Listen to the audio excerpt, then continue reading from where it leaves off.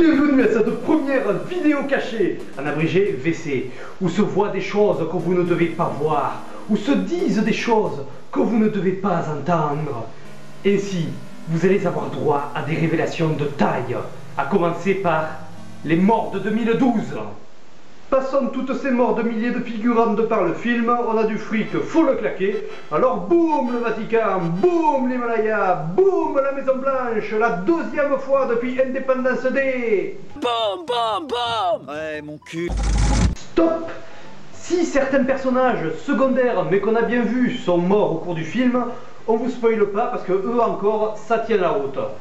C'est seulement à partir de là qu'on a des morts un peu what the fuck, comme ces gens qui se poussent les uns les autres. Et regardez-les tomber, on dirait des lemmings. D'ailleurs, le père Karpov meurt comme ça. C'est tellement ridicule, on pourrait mettre n'importe quoi dessus. Oh, attends, j'en ai une autre, j'ai mieux à temps. Poussez-vous là, dans l'eau, je vais faire une bombe. Ben quoi, Pierre Desproges a dit qu'il faut rire de tout, même de la mort, alors j'en profite. Donc, ça c'était la mort, what the fuck. Maintenant on passe à la mort, on s'en fout. Gordon, notre pilote miracle, finit sa vie écrabouillé dans les engrenages du vaisseau. C'est tout. Ça a duré 2 secondes.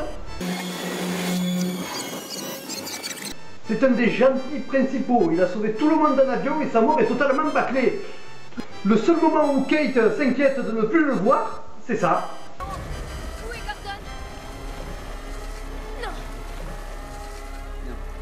Faut retourner là-bas. Kate. Faut retourner là-bas. J'ai bien dit le seul moment. Qu'est-ce qu'il dirait Dumbledore? N'aie pas pitié des morts, Harry. Aie pitié des vivants.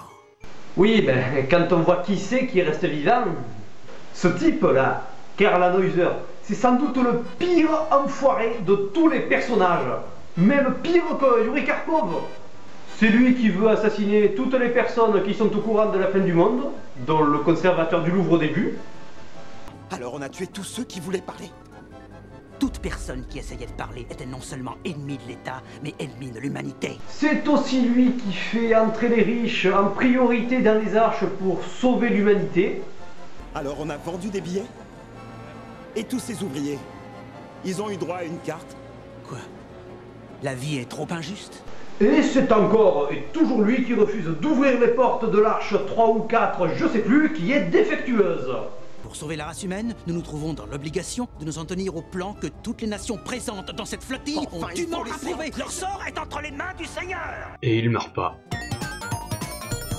Et donc, la fin de 2012, c'est ça. Jackson Curtis a sauvé l'arche sur laquelle il est dans des éclairages épileptiques, mais le spectacle n'est pas fini. On a commencé une happy end, autant aller jusqu'au bout. Le nivellement des fonds océaniques est en fin de compte moins intense que prévu. Les eaux refluent bien plus rapidement que nous ne l'espérions. C'est un miracle de Noël. C'est le continent africain tout entier qui s'est soulevé. D'un 2 kilomètres, et il n'a peut-être pas été inondé. Ah ben moi je suis bien content que mon continent n'ait pas été touché. Ainsi Jackson se remet avec Kate et ses enfants, la famille Curtis est recomposée alors que Gordon est mort, ce qui ne leur fait ni chaud ni froid. Je mets plus de change, fini. Ah oui, pisseuse ne met plus de change, autrement dit, fini les couches. La fin du monde, l'ennemi des divorces et du pipi au lit. Pour finir, le monde est toujours là, la vie aussi, ainsi que le pire ennemi de la couche d'ozone, la race humaine qui va emmerder les petits Africains qui ne lui ont rien fait. Bref, si vous voulez mon avis sur ce film, je vous conseille de retourner voir le Rage 25 afin que vous ayez connaissance du Rage Score.